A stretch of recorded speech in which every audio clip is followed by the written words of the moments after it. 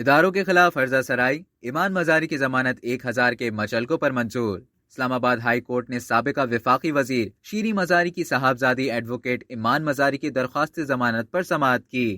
عدالت عالیہ نے ایمان مزاری کی 9 جون تک کی عبوری ضمانت منظور کر لی ہے۔ اسلام آباد ہائی کورٹ نے 1000 روپے کے مچلکوں پر ایمان مزاری کی ضمانت منظور کی۔ اسلام آباد ہائی کورٹ نے قومی اداروں کے خلاف عرضہ سرائی کے مقدمے میں ایمان مزاری کی عبوری ضمانت منظوری کا تحریری حکم نامہ جاری کر دیا ہے۔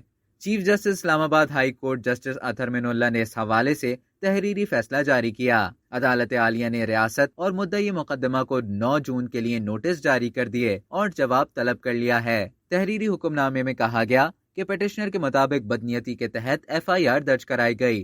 حکم نامے میں مزید کہا گیا کہ پٹیشنر کے حوالے سے وکیل کے مطابق مقدمے میں گرفتاری کا خدشہ ہے، اس لیے 1000 روپے کے مچلکوں کے عوض ضمانت منظور کی جاتی ہے۔